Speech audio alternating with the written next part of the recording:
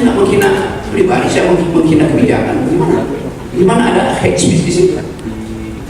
Itu bukan ujaran kebencian, itu kritik di dalam format yang paling absolut, yaitu cacian.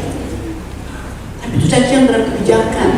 Nah, oleh karena itu yang ada dampaknya, syarat yang dibuat oleh relawan Bung Beni itu ya nggak perlu juga ditanggapi oleh Beni karena nggak ada hubungannya sama sekali gitu. Oke, jadi kecuali meskipun ya deliknya mereka mengatakan ya kecuali mereka mengatakan deliknya adalah kebohongan publik gitu. Itu lagi cerita. Ya. Tapi kalau deliknya tetap permintaan maaf karena ada dugaan caci maki, dugaan ungkapan nggak pantas, ya Presiden Rocky Gerung juga nggak perlulah minta maaf menurut saya itu. Karena itu deliknya delik biasa ya. Ya, bukan delik aduan. Itu juga subjektif. Oke. Menurut Brikade itu fitnahan, tapi kan menurut Rocky kan tidak gitu. Terkait kasus Rocky Gerung, apa upaya hukumnya? Apa sanksi hukumnya? Satu-satunya upaya hukum terhadap Rocky Gerung hanya berdasarkan Undang-Undang ITE, yaitu dugaan pencemaran nama baik. Masalahnya, karena pencemaran nama baik itu adalah delik aduan, maka harus korbannya yang melapor ke polisi. Dalam hal ini, apabila Bapak Presiden merasa dirugikan, harus Bapak Presiden yang datang ke kantor polisi untuk membuat laporan polisi.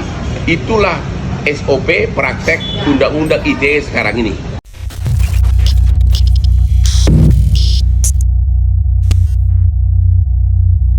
Ketua Umum Partai Kebangkitan Bangsa PKB, Muhaimin Iskandar, yang akrab disapa Gus Imin, menegaskan bahwa kritik merupakan elemen penting dalam demokrasi.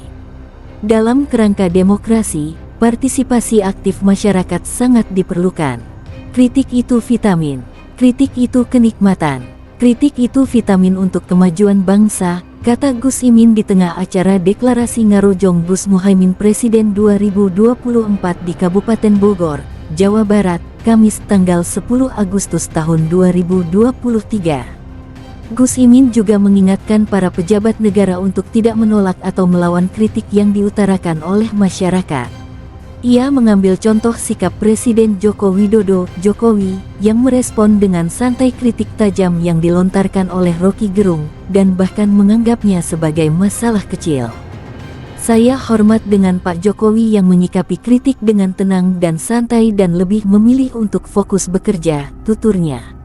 Selain itu, Wakil Ketua DPR RI ini juga mengimbau para pendukung Presiden Jokowi untuk tidak bereaksi berlebihan dan tetap tenang, sebagaimana yang ditunjukkan oleh Presiden Jokowi dalam menghadapi kritik dari Rocky Gerung.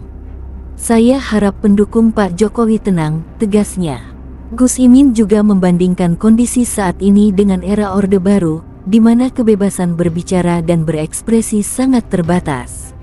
Zaman Orde Baru, orang memberikan kritik bisa dikriminalisasi.